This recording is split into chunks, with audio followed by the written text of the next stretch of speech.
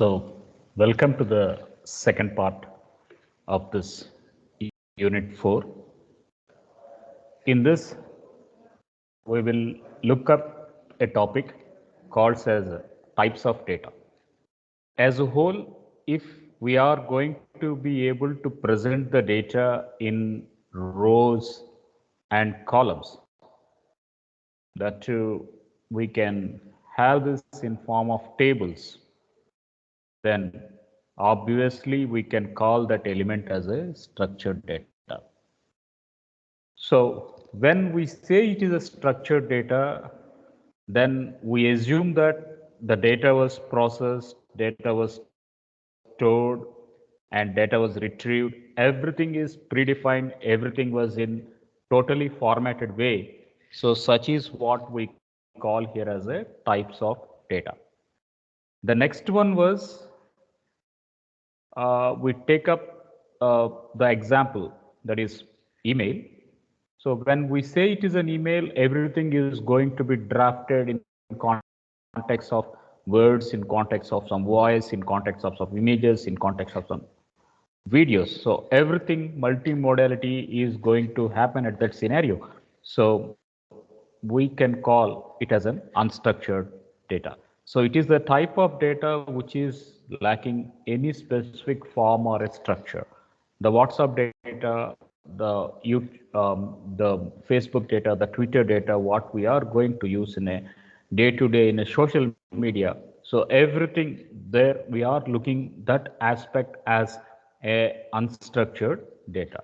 So structured data, yeah, we are going to have the relational database management system. And this relational database management system, it is organizing employee details, job positions, and salaries, that too in form of rows and columns. So we say it is a structured data. And unstructured data, yeah, we can call it as some social media data. So all such elements, they context with text, context with the images, figures, voices. So we call that one as an unstructured data. But the third way of bringing the data was we can contain both structured data and it can contain both unstructured data. So that was the main thing we need to look when we are working with an unstructured data. So some of the examples were the comma separated values and the JavaScript file with the JSON value. That is what we call it as a JSON, where we put the things in dictionaries, and that too we represent the data in the key value pair. In the key value pair, we are going to put the items. So we say it is the semi-structured data. So semi-structured data, it is both unstructured and both structured. So that is the reason why we put the items in one form and another form. So both are mingled with one another. So that is what the thing is.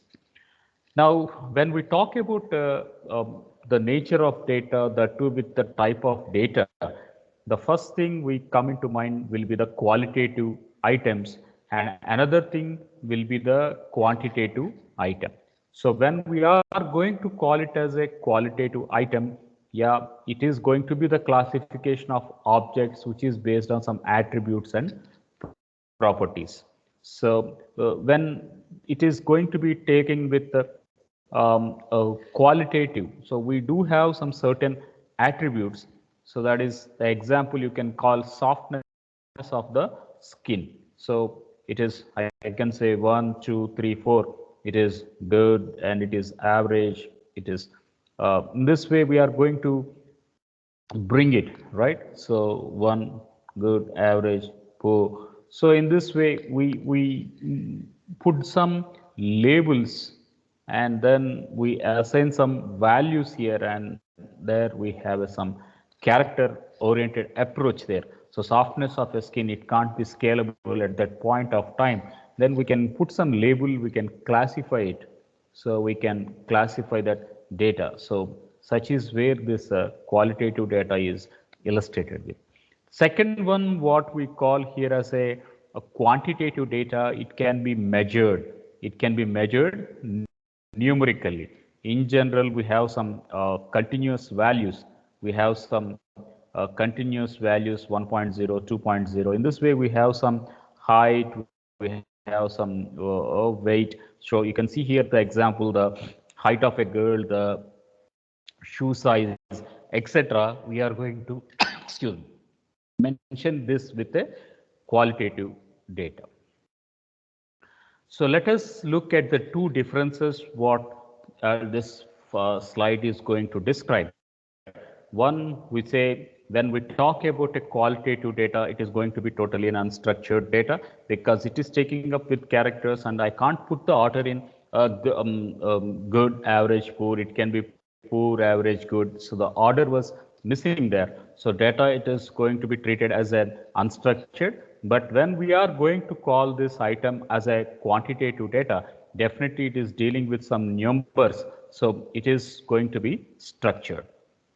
And when we call it as a qualitative data, we will ask why.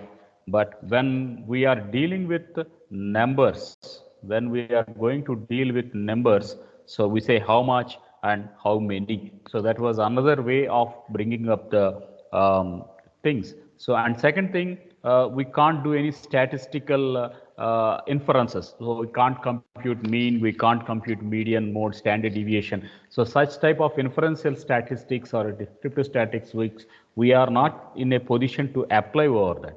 But when we do this numeric data, because we can have some enough computation, so that's the reason why we can go up with this quantitative data.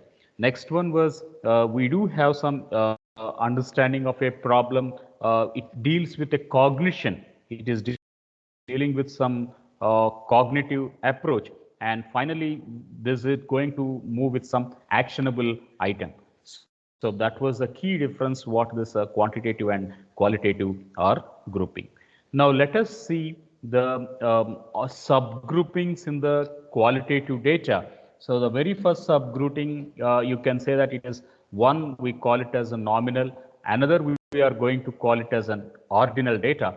So when we are going to say it is an unordered data, in which the order is assigned to is assigned in relations to other named categories. So for example, I can say exam. So when we can going to say it is an exam, it can be pass or it can be fail.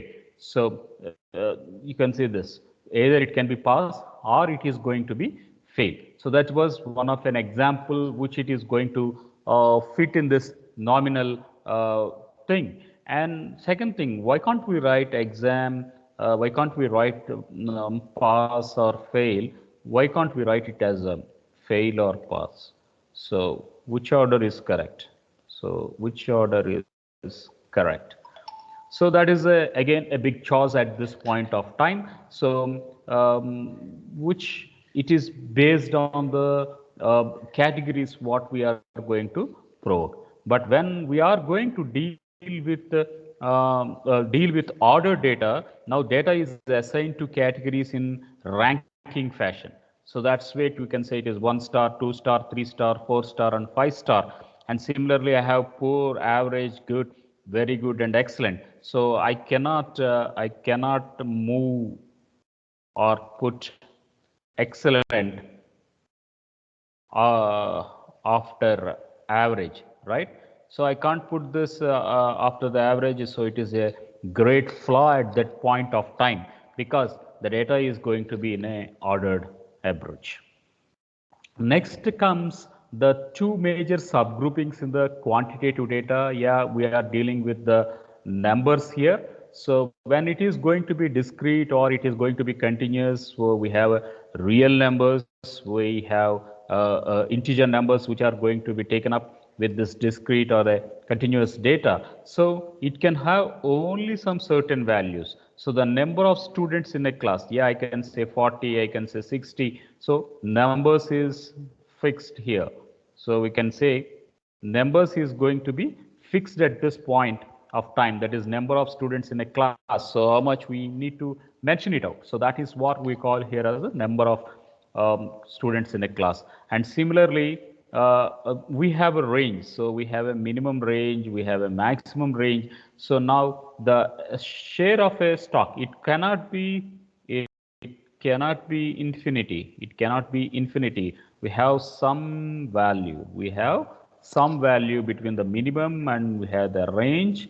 So that is where it is taking up with some specific range. We are going to call it as a continuous data. So it can be with a decimal part or a fraction part. So in this way, it is dealing with numbers and we can do up some statistical approaches or an operations for this continuous data.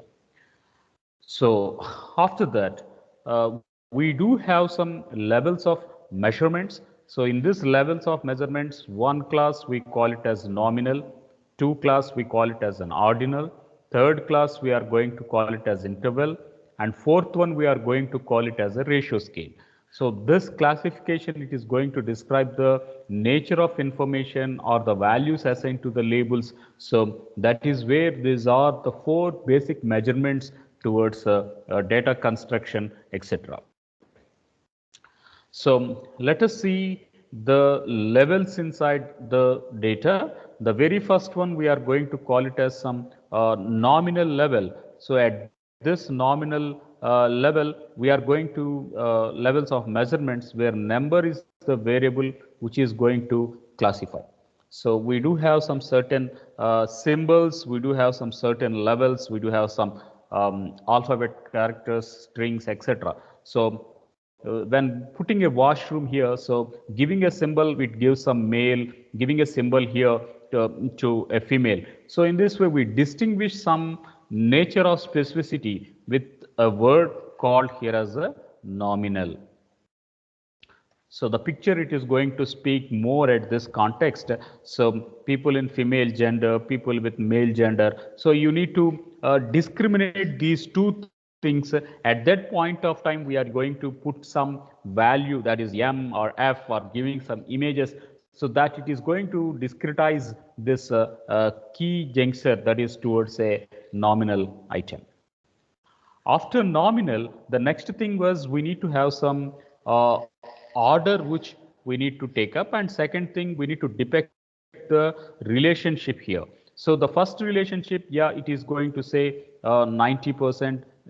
A diagram is indicates, so there is some choice, and similarly a little choice is there, so we say it is 95%, and there is no choice at this point, so we call it as a 100%. So there is some order specificity which we are going to measure. So the level, it is going to have some specific order, and there is some relationship among 90, 95, 100. So there is a relationship. Similarly, I can say first, I can say second, I can say bring up third. So all these intimates, they are going to bring up some ordinal element. So a student with 100% score is assigned to the first rank, and the student with another 95% would be assigned to second rank, and so on. So now this order I'm going to bring up here. So 100 followed by 95 followed by 90. In this way, we are going to give some ordinate value basing on the percentages. So that's how we are going to measure the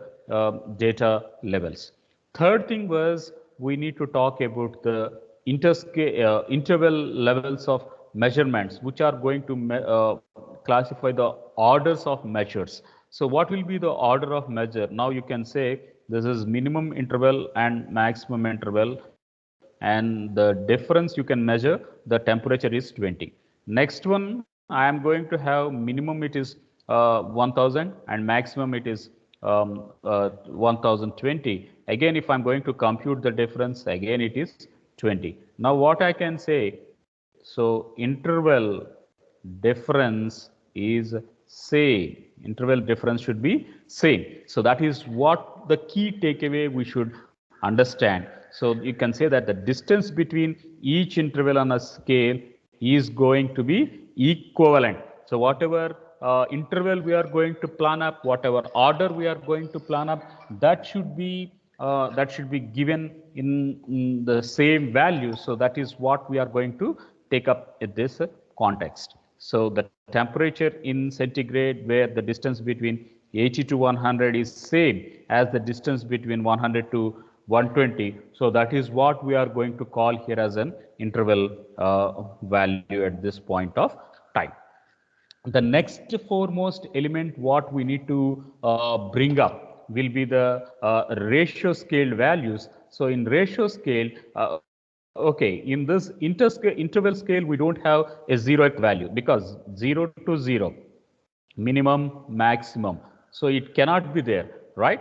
So that is what the drawback of the interval. But now we are going to bring up this element. We are going to bring up this element that is with a ratio element. So it is going to observe each value can have a 0. So whatever observations we are going to record, those observations, they are going to have some value of 0 that is also going to be treated off as a ratio scale. So it is more or less similar to the interval measure, and the 0 makes it different from other measurements. So in interval scale, we don't have a ratio with the 0, which is not encouraged in the interval element, but here it is going to be encouraged. So these are all the different ways of bringing up the interval measures. So now in these quantitative elements, because they are going to deal with numbers, now this quantitative can be applied with the statistic value. It is going to be applied with the statistic value. 1, we call it as mean. 2, we are going to call it as variance. And 3, we are going to call it as a standard deviation. 1, we are going to call it as mean. Second, we call it as variance. And third one, we can call it as a standard deviation. So these will be some of the basic parameters before we dig deep into the statistics. So when I'm going to call it as a mean here, it is going to be sum of numbers divided by number of terms here. Similarly, when we call here as a definition part, it is going to be the average of all the data points of a given data. We take all the elements and then we pull up and we say how many numbers we are going to take up. So we make a division part. So it is going to derive the central tendency of the data. And second one, we do have this variance part. In this variance part, we are going to have, it is sum of squares of difference between all the numbers. So as we have seen, it is sum of squares. So it is sum of squares what we mentioned, and it is different between numbers. Yeah, we have given the difference between numbers, and you mentioned all, right? So that is why we made a sigma here. So, and then it is going to give up the numbers on how much distribution itself is from the both the mean. So that is all regarding the variance. And third thing, we do have a simple change, a relevant change towards a standard deviation. We use a square root. We use a square root here, or square root of the variance. We are going to bring up the square root of a variance. So that was the major change what this standard deviation is going to bring up. That is the square root of variance. We are going to bring this, so with the sigma part, and it is going to show up the tight data points. They are going to be clustered around the mean. So for that, we are going to bring up this standard deviation. So it is more concerned with it is going to be the more concerned elements which is given to have the exact difference between the mean items.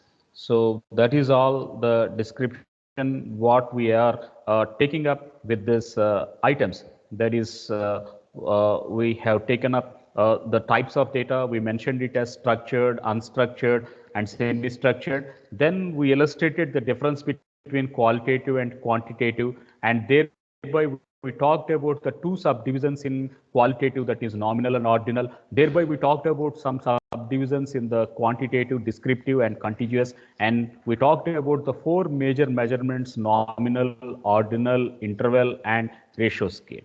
So thereby some basic statistic parameters that can be taken up on these continuous values, on these numeric values, will be the mean, variance, or standard deviation. So that is all from this topic here. So